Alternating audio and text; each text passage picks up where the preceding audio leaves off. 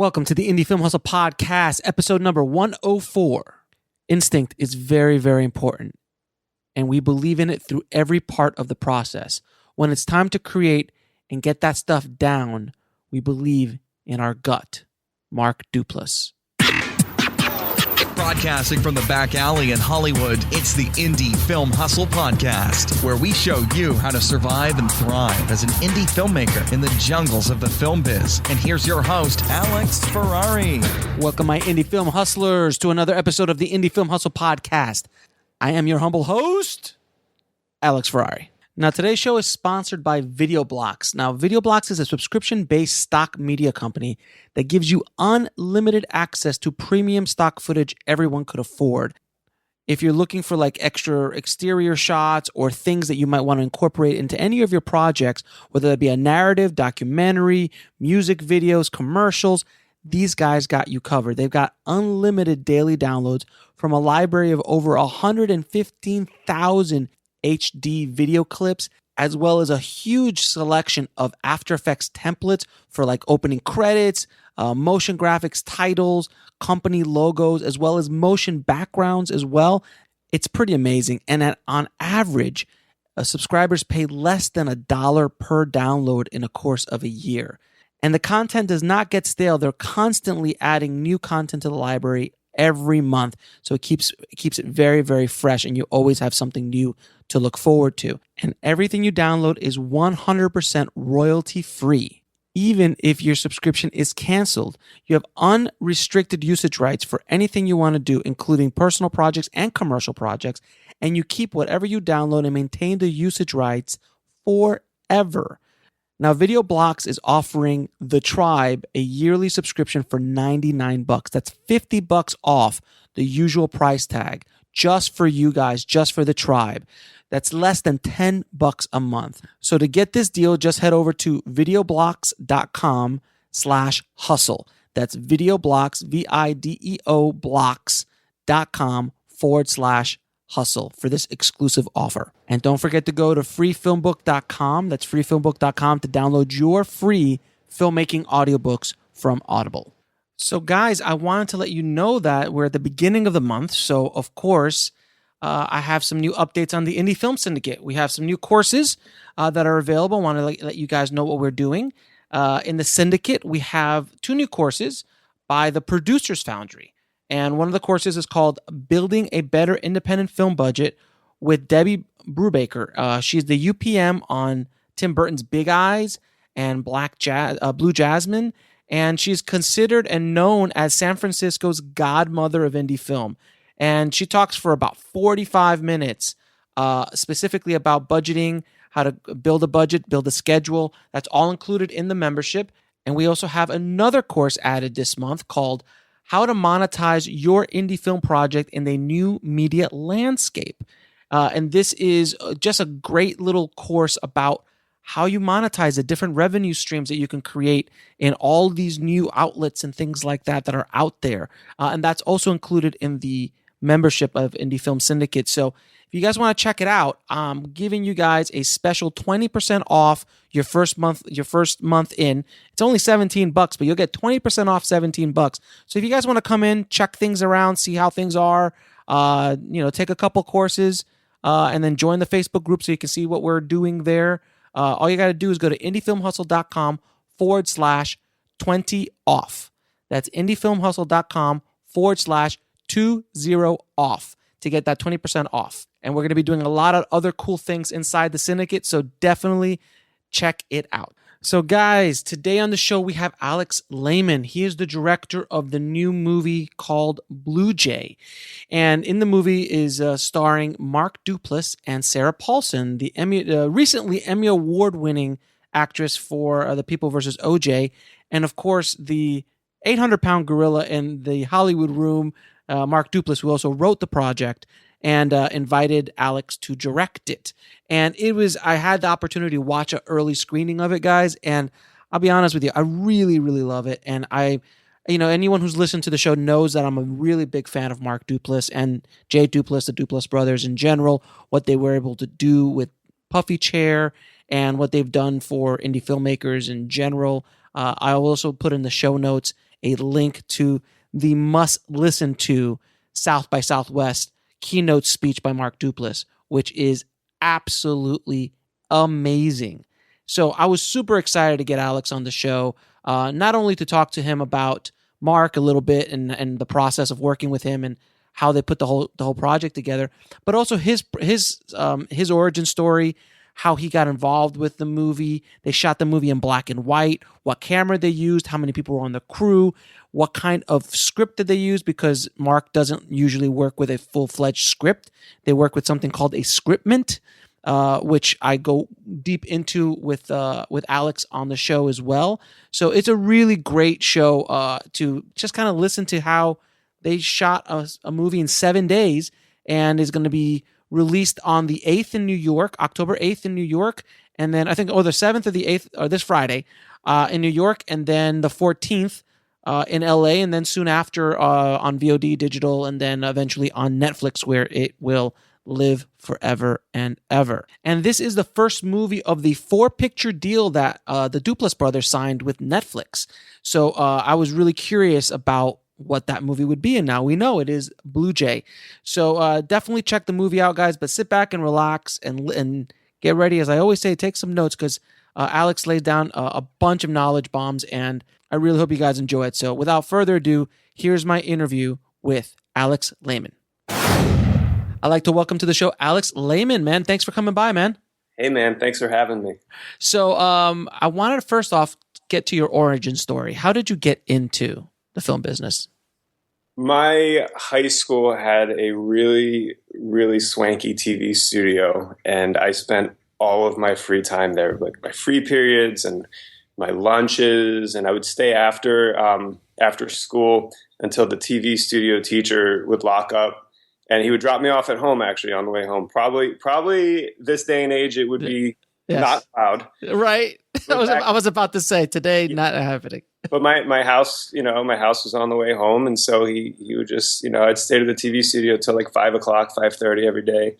I was like doing like a lot of like school news stuff, but like I'd take cameras out and make movies with my buddies and, So you were an AV nerd, basically. I was totally an AV nerd. Yeah, absolutely. So you got started with being an AV nerd. Then how did that translate into actually getting a job?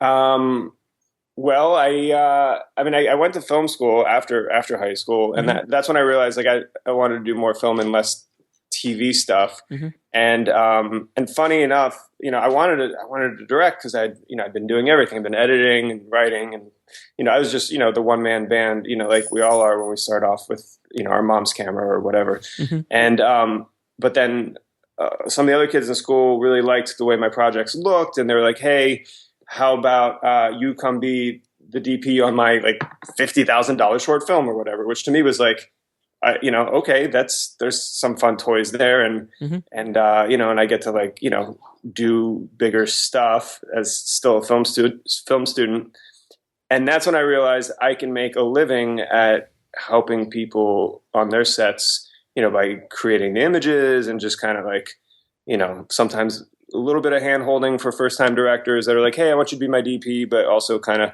if you can help me make my movie the way your movie turned out, that'd be great. Right. And so I found it as, a way to make a living. I was kind of scared about coming out to LA and not being able to stay out here for more than 6 months and go back home with my tail tucked between my legs and my film degree and everything, and not know what to do with the rest of my life. So I said, all right, cameras make me money. I'm going to keep learning about these cameras and keep using them and help people with their movies. So I did that for a long time. Now you, what film school did you go to? Emerson College in Boston. Lots of talented people coming out of there. Oh, very cool. So then you're an East Coast guy, and then you came out here to LA to go west, young man, as they say. Absolutely. And so you've been working as a cameraman and a cinematographer for a while. Now, how did that prepare you to be a director? Well, I think every director cinematographer relationship is a little different as far as, where the ideas originate and how much, the flow of the set is being dictated by, camera setups or by blocking or by, acting or whatever. And so I found myself being hired mostly by first-time directors. We'll be right back after a word from our sponsor. And now back to the show. It wasn't the third movie, fourth movie directors that would look at my reel and go, man, he makes stuff look gorgeous. And it's time to, take my third movie or my fourth movie up a notch and hire this guy because he's got this just gorgeous look that nobody else has. It was more like, like I think I kind of got the reputation of like the DP that helps you get your movie made, and at the same time isn't that tyrant DP who like is actually just going to take over your movie and get the shots that he wants for his reel, or like just be a dick about it. Can I say dick on your podcast? You can say dick. You can say whatever you want, sir. All right, great. So in many ways, I guess that kept you working. Because that's definitely a lot of first time directors would like to call. It kept me working enough for sure. I mean, I did a lot of other junk too. I held plenty of cameras on reality shows, and that was my first job in LA. Was a camera assistant on the Project Greenlight series. Wow, that must have been fun. Yeah, it was real cool. And actually, it was for the horror movie for Feast. I was on the documentarian side, and just as a camera assistant, and I'd pick up an extra camera whenever I could, and then I eventually started shooting movies for that director and for that production company. So, I was kind of at least, I want to say, smart, I guess, about what reality show I worked for, knowing, hey, there's a transition into movies here. But it's always harrowing, that those first couple jobs in LA.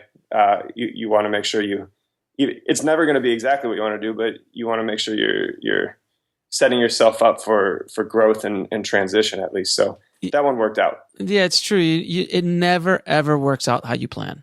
No. I've never met somebody who's like, oh yeah, this is exactly how I planned this whole thing out. which is a theme of the movie Blue Jay. Yes, which we'll bring right into Blue Jay. Can you tell me about how Blue Jay came to being? Yeah, so ironically, things never work out the way they're planned, and right.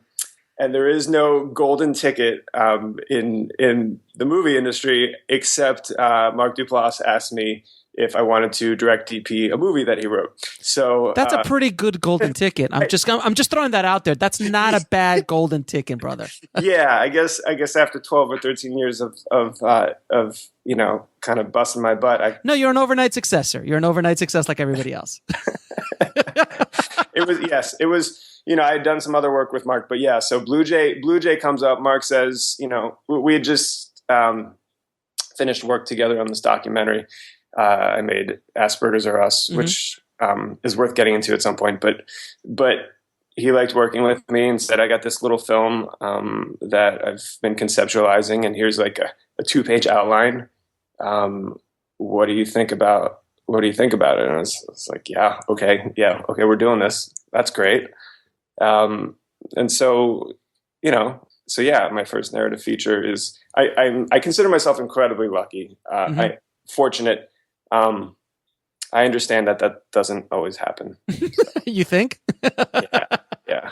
So and then you met Mark working on The League?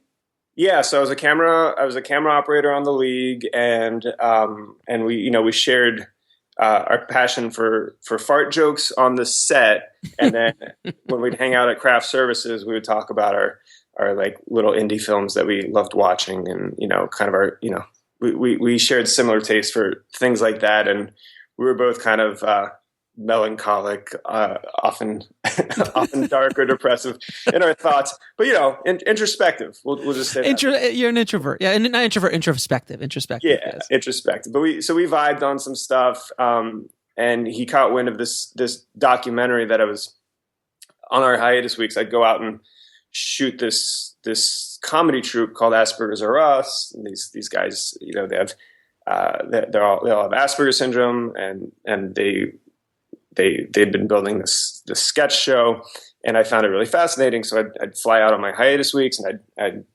just make this documentary by myself as a one-man band. And then I was editing it and finally, felt like I had something to show. And I figured maybe I should show it to Mark.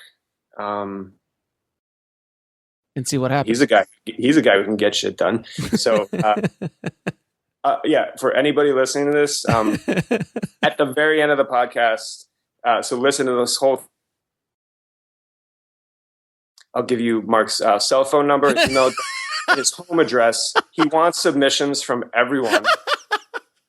Of course, please. Yeah. If you could give a direct cell phone would be perfect. I think that would be great. I've been working with the guy for 4 years, and it was still incredibly, I don't like asking people for things. And so it was incredibly uncomfortable for me to even just kind of bring it up. I'm like, hey, do you want to kind of look at my documentary?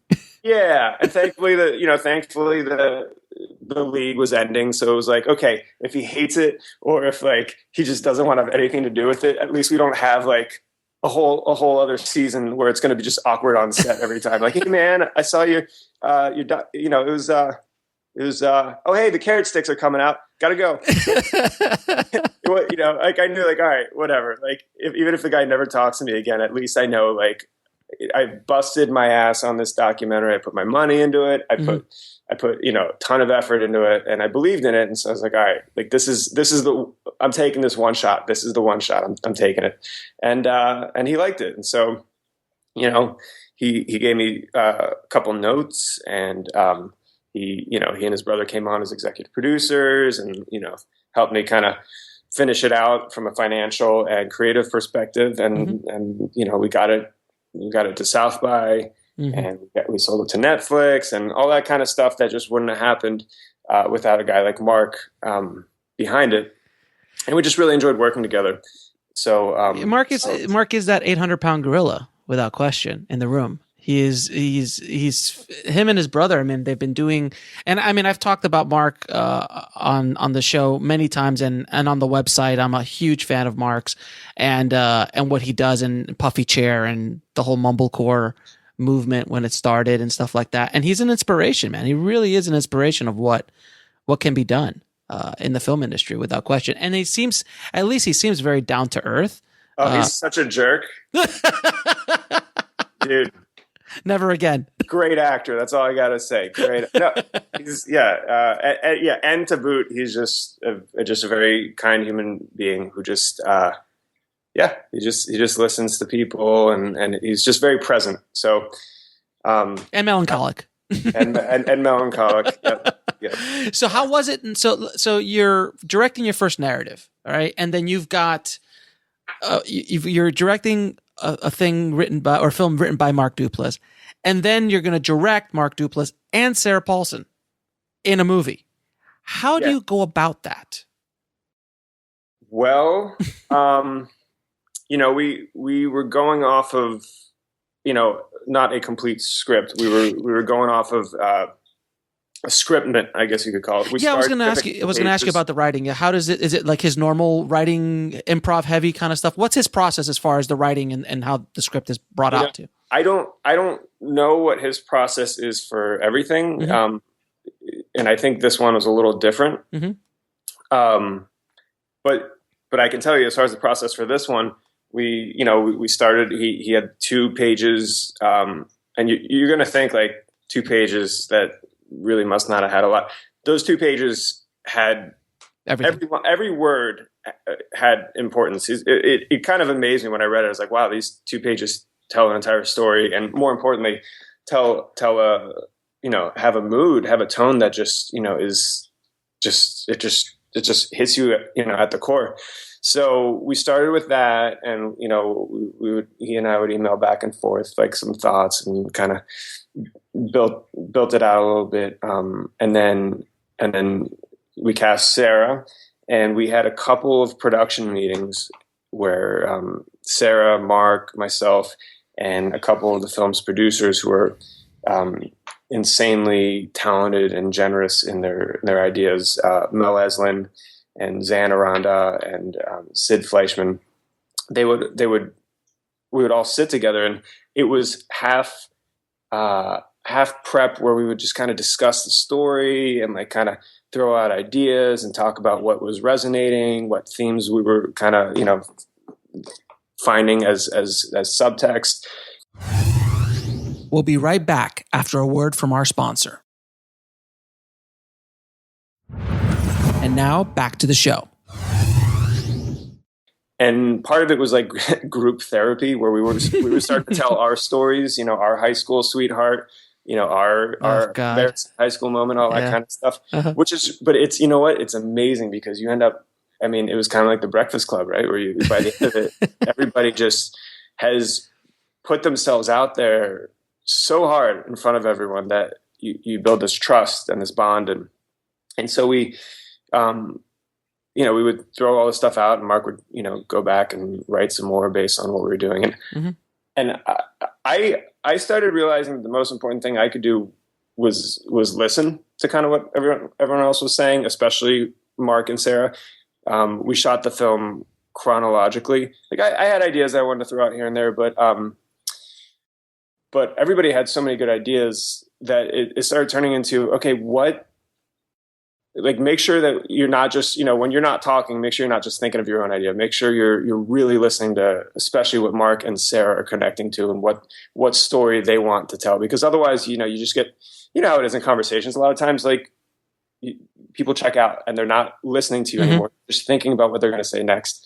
And so I was like, all right, I got to be so present and so aware of what they're saying, or even just like, what it feels like they're thinking when they're not talking.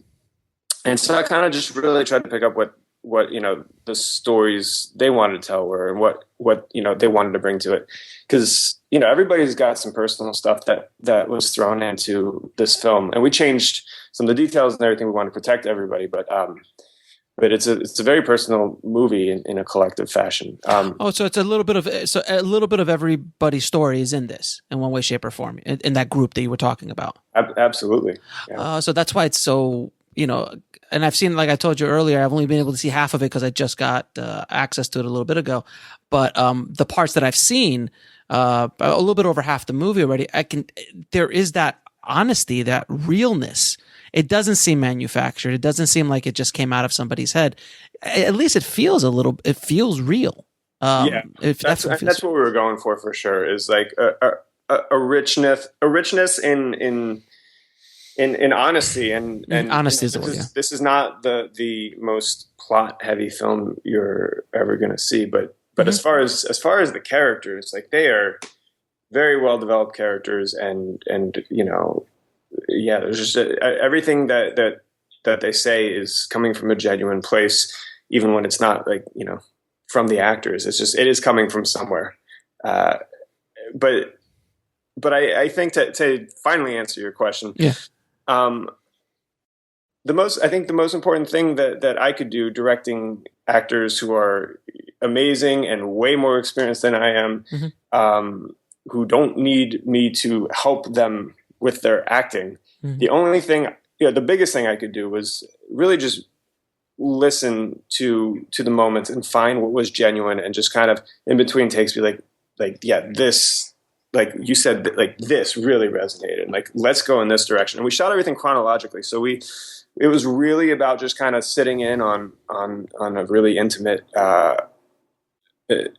conversation between two people and kind of letting them know what was working, what was resonating, what felt real. And I got to bring, my documentarian background into this where, you're chasing story as a documentarian and, you're not dictating what happens, but when you see something that you like, or that's interesting, or that makes you think or ask more questions, you dig deeper. And so I would say that's how I was, directing. Other than the visual stuff, obviously, I was shooting the film as well, so it's kind of wearing both of those hats. So then, did you guys have a final script, or what was the final piece of paper that you guys were working with on set? Was it just basically a big outline, or what was the actual process? Yeah, there's probably like a 15, 20-page scriptment, and then there were certain scenes that like we would talk about the day before, knowing that we actually wanted a full script for that. So, there's a couple scenes where Mark, would go home at night and type up that 3 to 5 pages, and we'd have that the next morning. But most of the film was shot on off of a 15 to 20 page document, and us shooting chronologically. And as far as you as a director, is it kind of, because I know normally in what they teach in film school and all that kind of stuff, you have that whole, your whole script and everything. This is a very unique and different process, though it's becoming more and more common nowadays because of Mark and Joe Swansburg and Lynn Shelton and those directors and filmmakers. But do you find yourself as a director kind of just almost like a documentarian? You're trying to catch the moment because the moment's not scripted. Sometimes it just comes out. Do you find yourself kind of like just preparing yourself to catch that moment? Yeah, I think we were going for a feeling more than a precision in words or actions. And so as long as we were kind of capturing the nostalgic melancholy, and as long as we were like feeling that the characters of Jim and Amanda were, evolving together, developing, new and interesting dynamics, which when you were working with Mark Duplass and Sarah Paulson, like they're going to do that. They're that good. They're, as long as you've got that, it's I think it's just about finding those moments and going like, that's interesting, and you just bank a lot of those really cool moments, and you chase extra, kind of extra themes and extra through lines so that you give yourself, some options in post. Mm-hmm. Chris Donlan, our editor, he's cut for Togetherness.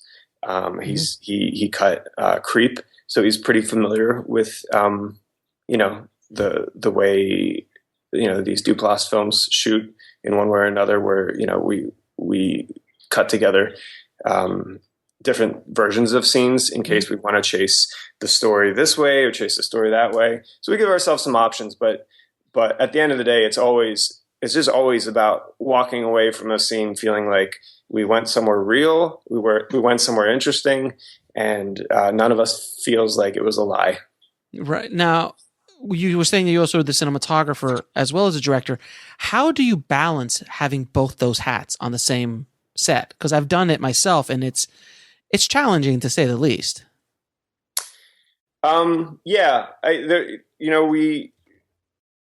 Sometimes we were shooting single camera, and sometimes we were cross shooting. And the first couple of days, I would operate one of the cameras when we were cross shooting. I quickly learned not to do that because then I only get to see half of what's going on. So that's one way, you've got to do it, is if you start trying to do the cross coverage for improv, like just put someone else on the camera. It doesn't matter if it's, your gaffer or your camera assistant or just, your mom, I don't know, whatever. Mm-hmm. Like, it's more important that you are, watching both sides.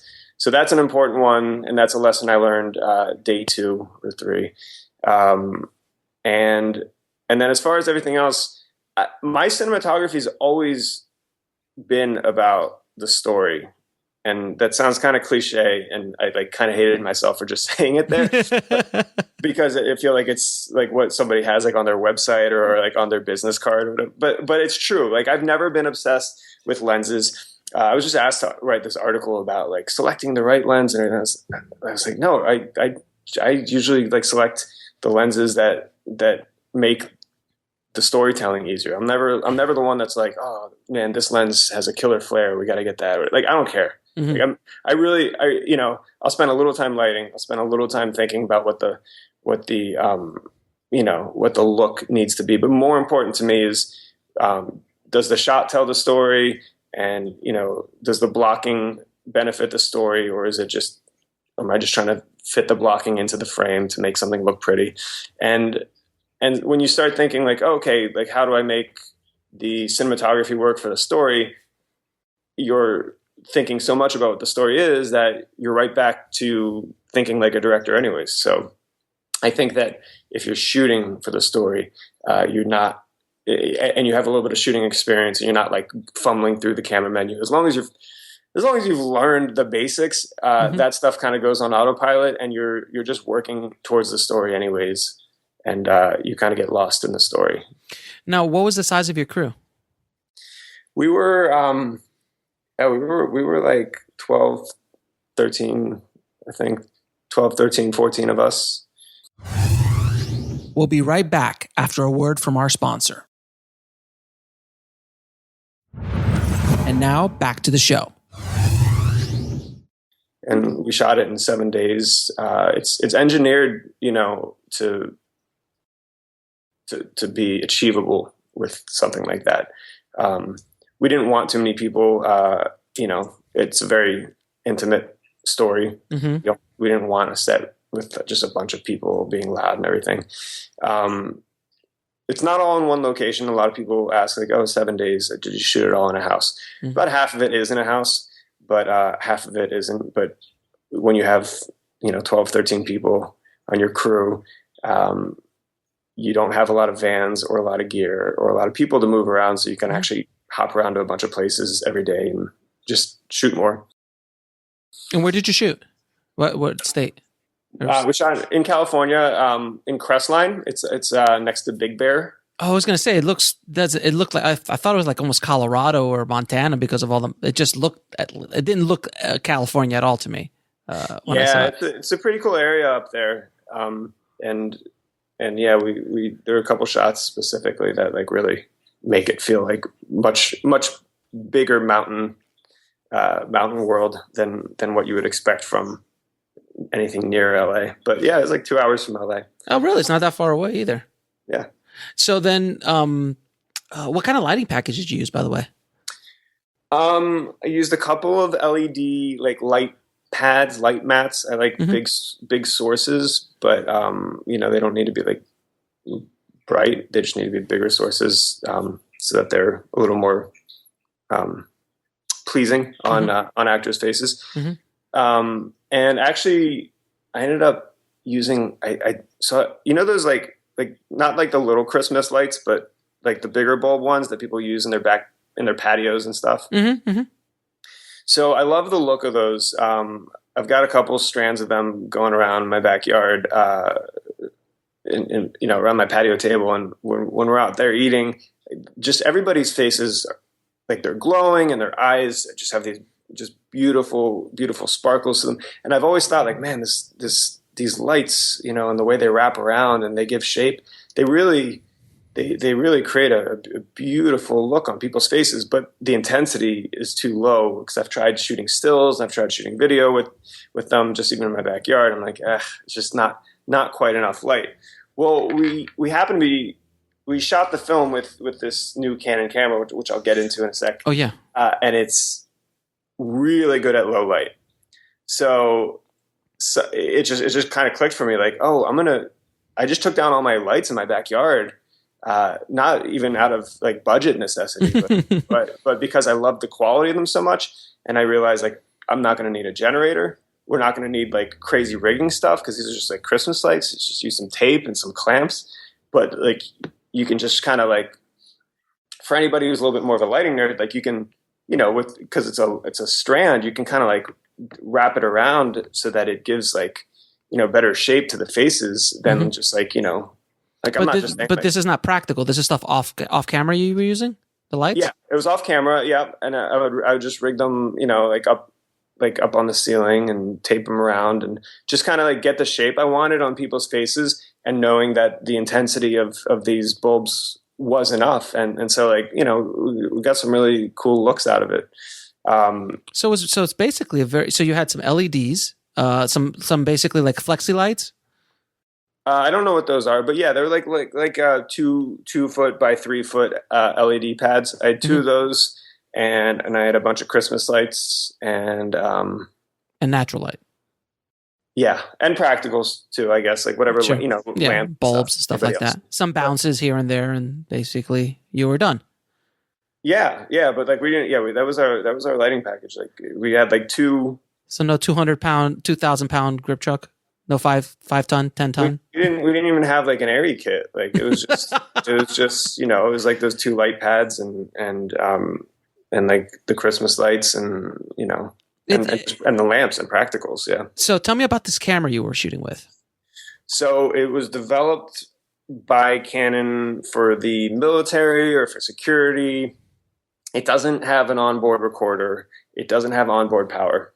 Mm-hmm. So right at the get-go, you say this is not made for filmmaking. Mm-hmm. It's basically a security camera, but it's a full-frame sensor that only shoots 1080 because it basically has these giant pixels that just suck up any light that's out there. There's like photon magnets.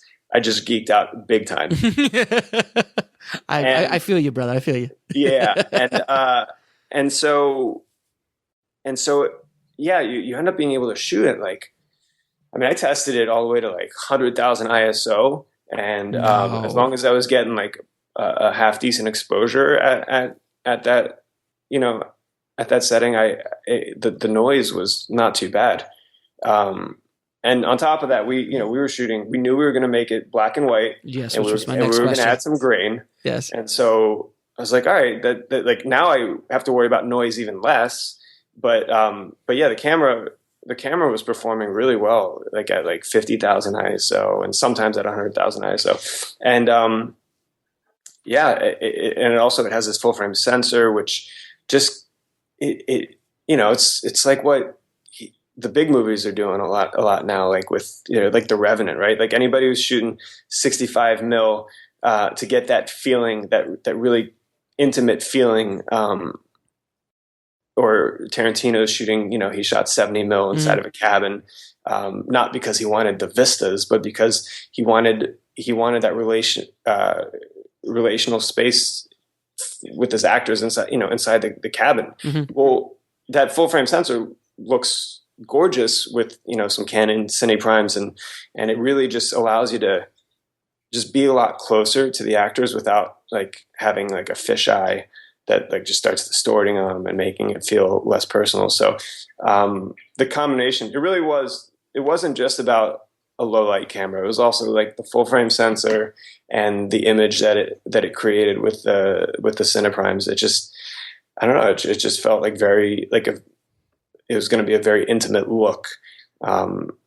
So now, yeah. So the next question is, why did you guys decide to shoot black and white? Because obviously black and white lessens your markability, but I think with the cast that you had and the kind of movie it is, I guess that's not as big of a problem as it would be for an independent filmmaker with no name actors in their movie, correct? But what made you choose to shoot black and white? Well, we have to give props to Netflix. The Duplasses have this development deal, this 4-picture deal with Netflix, and we knew that this film probably was going to go into that. So is this part of that 4-picture deal? It is. It's the first. Oh, cool. And we reached out to Netflix when we were in prep, and we just said hey, we're looking at making this movie, and we got Sarah and Mark and. It's very small. It's a chamber piece, and we want to make it black and white. And they said, no problem. Go for it. I hear working with Netflix as a creator, they just kind of really let you loose in a lot of ways. Yeah. And by the way, it's smart. I appreciate what they're doing. And as a filmmaker, it's exciting. When I think about it from a business perspective, it's you want to attract people who are inspired, and you want to have as many different and interesting things as possible. So it's it's a smart move. It's a smart move on their behalf, and we're all very thankful for it. Mm-hmm. But yeah, so unlike something like The Man Who Wasn't There, where it's the Coen brothers, and even the Coen brothers are being told well, shoot it in color, and we'll probably let you release it in black and white, but let's just shoot it in color to cover our asses. It's they're the Coen brothers. Let them do whatever they want to do. But studios, especially when it's a bigger budget, they want to cover, protect their assets, and it makes sense. Yeah, absolutely. Fair enough. Now you brought up budget. I know that's a very sensitive subject. Can you tell us an estimate of what the budget was on this? Because so people understand. Not an exact, of course, but just, under something. It was under $50 million. Nice. Yeah. Under 50 million? So. Under 50 million, I swear. and as soon as it looks like 52 million, tell you the truth. I appreciate that. We'll release the actual budget once once the IRS is done auditing us. That's that's gonna be my answer now from now on. Anytime anyone asks what my budgets are. Very cool. We'll be right back after a word from our sponsor. And now back to the show. Now this premiered at, was it Toronto? Yep. Toronto. So was that the first time you were at Toronto, the Toronto Film Festival? I've been there as a DP. Okay. For a short and a doc that I shot, but that was years ago. It's that festival is just blown up. It's an amazing. It's been a long time since I've been at that festival too. But when I went, it was a beautiful festival. But how was it? So there's a different experience about going as a DP and then going with a movie that has stars Mark Duplass and Sarah Paulson. That's premiering there. How does that whole adventure? How did that tell us? Like a fly on the wall. How was that adventure for you? The hotel room was really nice and chocolates. And, I mean, it was overwhelming. It was all really overwhelming, to be completely honest. There's a lot of really wonderful, talented people there. There's, like any festival, there's so many movies you want to see, and you're never going to get a chance to see all of them. And you want to meet everyone and talk to everyone. Me personally, I want to stay away from all the business people and the agents and the producers and whatever. And I just want to go meet other filmmakers and actors and watch their stuff and gush about, how they did it differently and how I've learned something by watching them. But it's also an industry. It's definitely a very much an industry festival where, we were there promoting the film, and that was really fun. And, Mark was there, and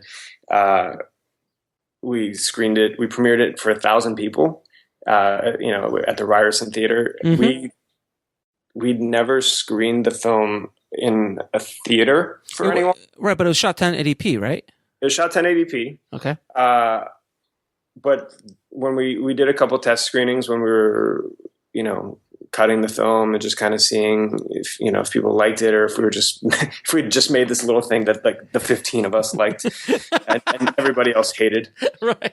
There's always that moment when you're making a movie that you're like, does anyone else like this besides us? Yeah. Are we just getting a whole bunch of inside jokes? Is that it? Right. Exactly. It's you live in a bubble though when you're a filmmaker sometimes, because you watch the same cut. I'm sure you must have seen that cut at least 60, 100 times prior to release. And whatever was working on the first 2 or 3 times you watched it, it doesn't have the same impact on the 100th. Oh yeah, for sure. No, you're always, you feel lost at the end of it. You're just like, is it good anymore? I don't know. I really don't know anymore. Yeah, you're looking for ways to make it better, and you're looking for the flaws, and you're trying to, just polish it every time you're watching it. You're just looking for anything else you can polish. And so you're not appreciating it anymore. So you're like, I don't know, do people appreciate this? Can people get lost in this thing? Because all I can do is look for the mistakes, which thankfully, right before we got to TIFF, I had that moment you QC the DCP, mm-hmm. and that you're in the clear, and you're just watching it in case something weird happens, but it's locked. Nobody's going to let you unlock it, right? Unless it sounds like there's a T-Rex walking in the background for some weird reason. Your producers are like, you're done. We need to send this to TIFF. We're already behind schedule, yeah. And we're not spending another dime on this. It's locked. It's great. So finally, when you get to that point, you can watch the movie knowing, it's like, put down the weapon, just enjoy. It's like you just put the knife down. Yeah, put the knife down, put the cutting scissors down, put whatever. And so yeah, I did get to enjoy the movie before TIFF and actually just cry and laugh and do all the feelings, which I didn't get to do for the months that we were trying to finish the film. Mm-hmm. But even so, the biggest screening we had, and this wasn't the final version of the film, but the last time we test screened a version of the film, it was 10 people in a room on some couches and with a TV. And all of a sudden we're in a giant theater with 1,000 people. Oh God, that must be insane. Yeah, it's kind of crazy, and it's it's like a 1080p, like, which nowadays isn't that impressive. It's pretty low res for however big that screen was, and it's just like very much a little DIY film in a lot of ways. So, well, yeah, I mean, it seems, under 50 million nowadays doesn't get you a lot. Yeah. But from what you're telling me, at least from the production side, it sounds like a very DIY kind of film. Yeah, sure, you have big talent in front of you, but at the end of the day, it was just you and a few cameras and 10 to 12 people making a little and very small movie with a very intimate story, and being projected up there. So how did that 1080p project? You know what? It held up great. It really did. And I don't know if people are, I don't know if we're all more forgiving because it's black and white and because it had a little bit of it's got like a polished, gritty look. I don't know how to describe it. You added grain to it? Added a little bit of grain. Yeah. Added grain to the theatrical one more than what will be on Netflix. I tested it on like some screens and some TVs, and I was like, all right, like we can't do like one grain pass for everything.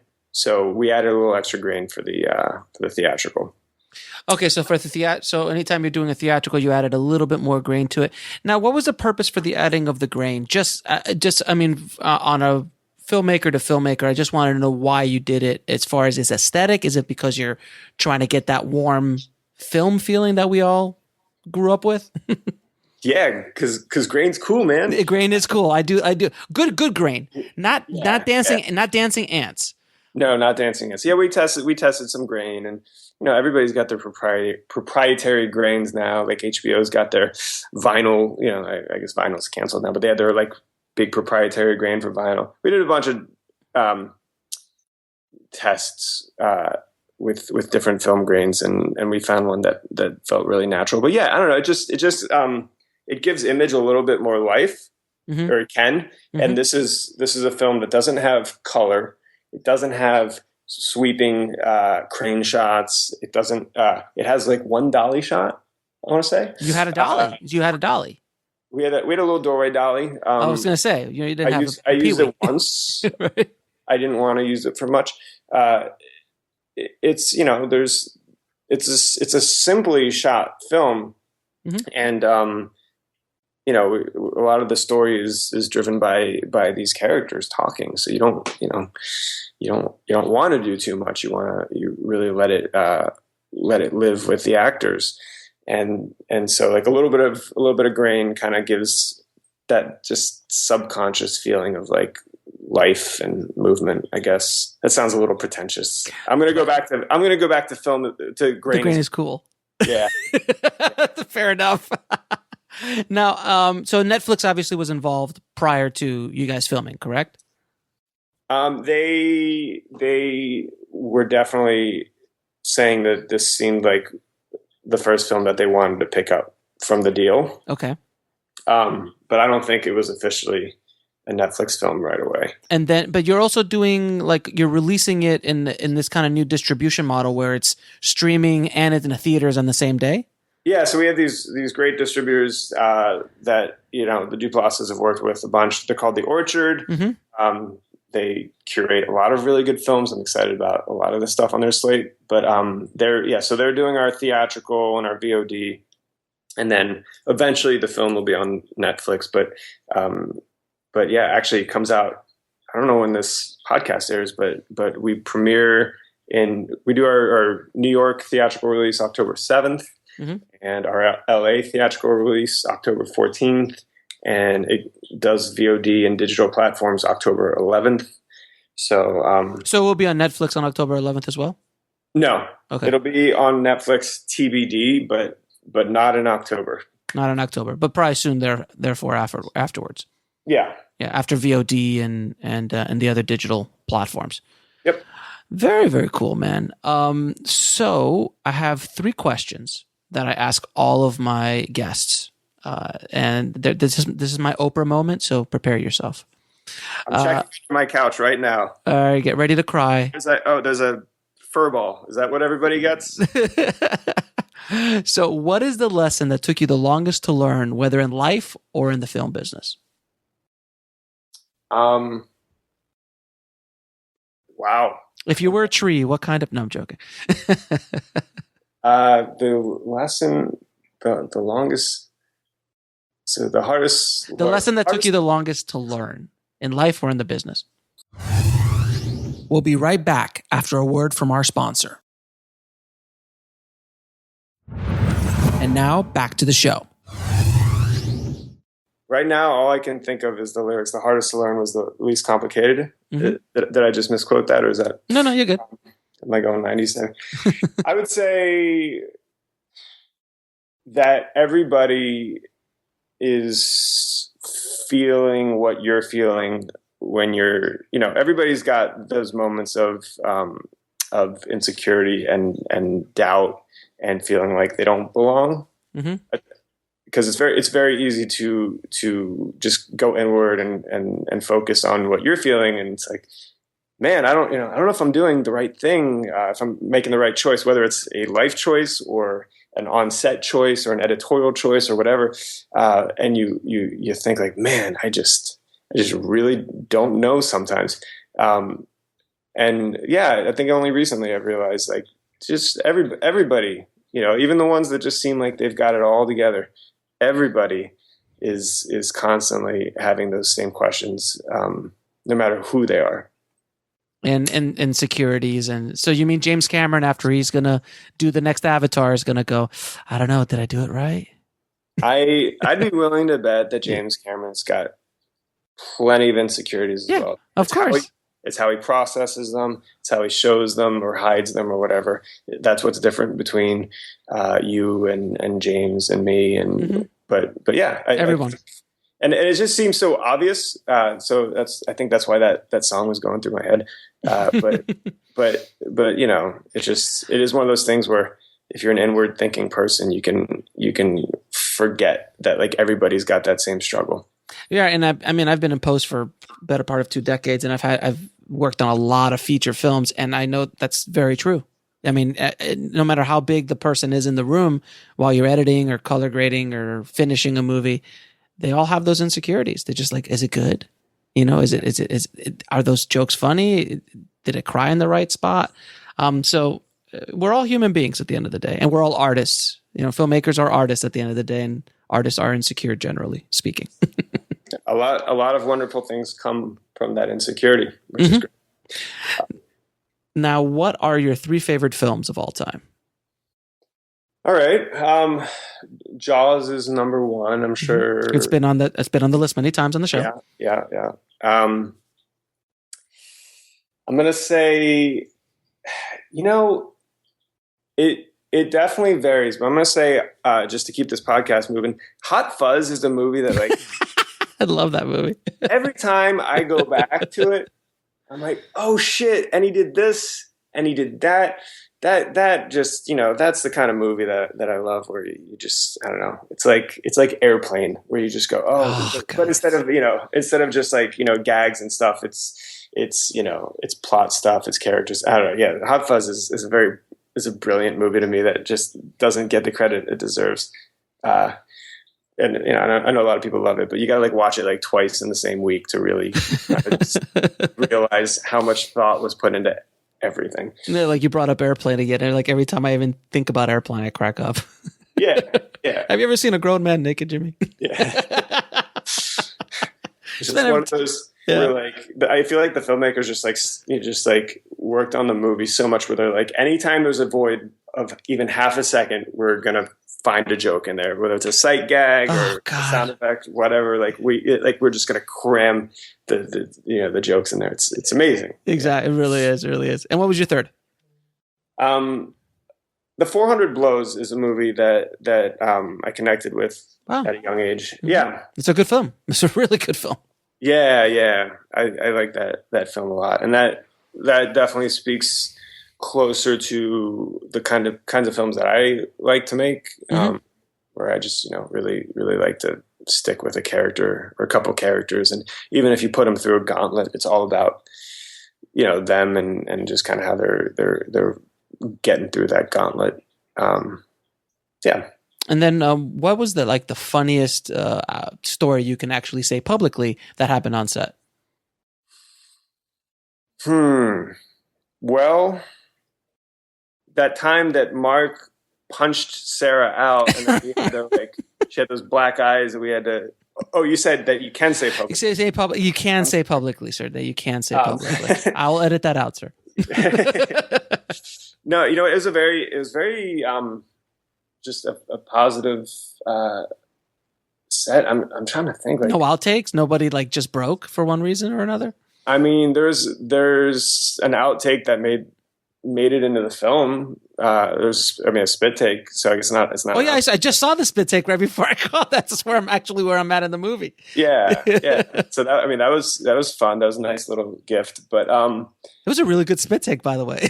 it was very real, very unplanned, and they kept going, and it was fun. It's about capturing those moments. It's like capturing that magic. It is like a documentarian in a lot lot of ways. But with it's you want to capture that lightning in a bottle, and that. Listen, like really, really good filmmakers can recreate those moments like champs. Like there's a lot of people that are just, there's certain filmmakers that'll do 100 takes to get it exactly the way that they wanted it, or to give themselves every option that they need to cut it. And that's a great way to make films. And especially if you've done it well for, 20 years, you get to that point where you really are going to be the person who can refine, and you've got actors that just can dial it in. And I think Sarah's actually one of those actors for sure. And, Mark is good at that, but Mark's background is not of a classical training. He is the most aware and in the moment person you'll ever meet. If you have a conversation with him, you'll feel like the rest of the world doesn't exist to you, to him. He's there. And that's a big part of what he brings to his acting. And so, he is good at like recreating moments, but he's even better at just being incredibly genuine in the moment. So, we really look to capture that lightning in a bottle, and if we've got it, and we're happy, we go home. We don't say, now let's make the lightning a little bit louder, like a little bit brighter for this take. Let's just see if we can, tweak the lightning, or can the lightning come in like half a second later? It's like, no, dude, you just fucking caught the lightning in the bottle. You just nailed it. Why are we doing it again? It wasn't exactly what any of us had planned for. It's not a Kubrick set. No, it's the anti-Kubrick set, and you get to go home every day with these amazing things that happened, and it's kind of like life. Like I dare anybody to try to write down on a piece of paper exactly what's going to happen to them today, and if they get it right, I'm going to say your life is boring. Go out and go out and let yourself be surprised, and put yourself in situations that allow for interesting things to happen, which is, I give credit to I'm a fan of the Duplass films, and I think where some people fall short of it in trying to replicate it. It's you can't just have two characters be somewhere and talk and expect that the lightning is going to strike. You need to create that perfect condition, and a big part of it is developing characters that have things that they need from each other and want from each other, and putting them in scenarios where those things can happen and have somewhere to go. So you do have to create the conditions for the lightning. I'm not going to say it's just as easy as sitting around waiting for lightning to strike, but at the same time, it's very much being aware and open-minded, and lightning shows up in all different forms. And final question: is there anything you can, if you were going to give one piece of advice to filmmakers just starting out in the business, what would that be? Do everything for a little bit. Don't try to just follow a path you've set out for yourself. I'm giving two pieces I'm cheating on your question. I don't care. Fine. Go for it. do everything to, take all those jobs. But the other thing is like, go out and make those movies and, whatever. It's cliche at this point, but like shoot it on your iPhone if you have to. We'll be right back after a word from our sponsor. And now back to the show. Hey, it worked for Sean Baker. Laptop, do whatever you got to. Exactly. But like shoot them and cut them and finish them. Don't spend a ton of money on them. Allow the first few to suck, and maybe they won't, but they possibly will. And don't hate yourself when they suck, and don't go broke making the first couple sucky shorts or whatever. Like just keep doing it and doing it and doing it, and you're going to get better. I guarantee you that, when you compare yourself, like we all do, you compare yourself to the filmmakers you love, you're comparing yourself to them farther along in the process. Everybody, you need to remember that they had their first films as well, their first shorts, and like even what is publicly their first short, like I don't know, there's like the Scorsese, the guy shaving, whatever, which is like a cool little short, and it's like apparently like his first short film. I call bullshit on that. I guarantee you, I guarantee you, he made some short films that weren't as good, and like they've never seen the light. Scorsese's first short. They didn't get a Criterion Collection on it.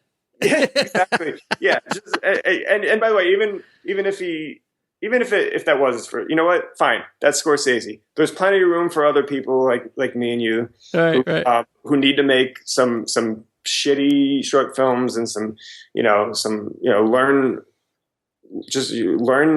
to suck and then stop sucking. It's that easy. Well, I just see too many people make something. They either put all their money in it or all their emotion in it, and then when it's not what they wanted it to be, they give up, and it just doesn't make any sense. Well, yeah, from what I understand, the Mark and Jay made their first feature, and they spent a ton of money on it, and they never released it because they said it was just absolute dog shit. They were trying to, as the story goes, they were trying to make the great American film, and it was dog shit, and then they took their mom's camera, like they were about to quit the film industry, and they took mom's camera and recorded that little short. Yeah, that little short that got into Sundance and launched their whole career. Yeah, and then they did Puffy Chair, I think, right after that. Yeah. Yes, everyone has a story. Giving other people chances to make movies, which is so cool about. Yeah, they really do help other filmmakers along, and they really help launch other filmmakers, and they care. They really do care, and it's wonderful that they do that, because a lot of people, when they get to the level that the Duplasses are at, they don't. They just forget about them, and they just live in their ivory tower. Well, yeah, and I don't even blame those people. I think a lot of them are just tired. Oh no, I know, they get bombarded. Whether you're the bosses or anyone else, it's so much work to get to where they are. Oh, yeah.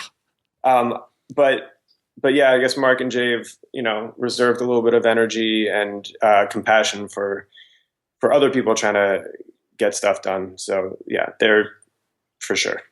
So where can people find you and find the movie? Right now I'm in Encino. Mm-hmm. So yeah, people can find me. Geez, I don't know. Do you have a website? Use Twitter. Do you have a website? Facebook. I don't know.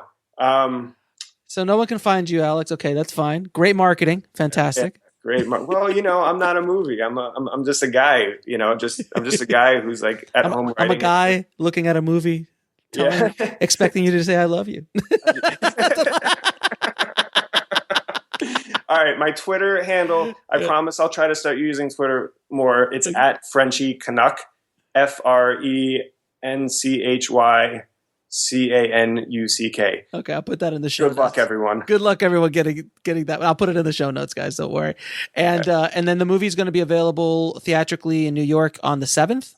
On the 7th, it's going to be available digitally on October 11th, and it'll have a 1-week theatrical run. Maybe more if everybody comes. Who knows? October 14th in LA.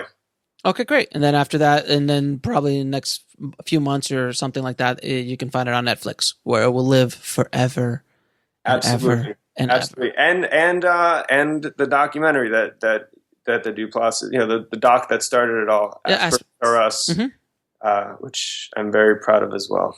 And that's on Netflix right now. That'll be on Netflix soon, right around when Blue Jay hits. Asperger's or Us should hit as well. That's fantastic. I'll put links to all that, guys, in the show notes. And then, as you promised, Alex, what is this? If you want to submit something to Mark Duplass, what is that? What is that information? Yeah, don't tweet at him or email him. Yeah, he prefers you just call him directly so you can pitch your ideas. And his phone number is 818-32. Hello, Alex? Alex, are you there? Damn it. So close to get Mark Duplass's number. I'm going to have to see if I can get Alex back on the line. Sorry if I teased you guys with that, but, technology, what are you going to do? It just cut off and I couldn't get him back on the line, Things suck that way sometimes. But anyway, man, I hope you really enjoyed that interview with Alex. Not only does he have an amazing first name, but I know I really feel like he dropped a lot of great knowledge bombs and really got an inside view of not only how Mark works, but how he worked on this project. And it's pretty fascinating. I really wanted to hear more about his camera and what he was using, which seemed a little bit outside the box. And you know what? And I just wanted to kind of shine a light, guys, that, just because it's a movie that has big stars in it and is on Netflix and getting a theatrical, it's not that, it's basically a movie in a house. There's 3 people in the entire movie, and basically 99% of the movie is just 2 people talking and having conversations. And it's visually stimulating, and they have so much fun, and there's so much heart in the movie. And that's what I'm trying to say. You don't have to go so big. You don't have to make it so complicated. Just get down to the core. Now, when you do that, you've got nowhere to hide. In other words, visual effects and action and spectacle will not hide a bad story. So it's a little bit braver to do what Mark and Alex were doing in Blue Jay. And that's kind of like what we did with Meg. There is no world building. There is no big visual effects or action sequences or anything like that. It's the story. It's the performances. It's the characters. And for better or worse, I put myself out there with Meg, and we'll see how the world takes her. But just, guys, don't forget, you don't have to go so big. Just tell a good story. And if you tell a good story and keep it simple, like I always say, keep it simple, stupid, you might be able to get through those hurdles of what you've been trying to do to try to get a feature film made or to get a project made or something shot. Just don't build it up so much in your head. That's what I did, unfortunately, for almost 2 decades. But now I'm free and I'm making movies, and that's all that's important, man. You're creating art. So I hope you guys like that a lot. Please don't forget to head over to filmmakingpodcast.com and leave me a hopefully good review on iTunes. It really helps us out a lot.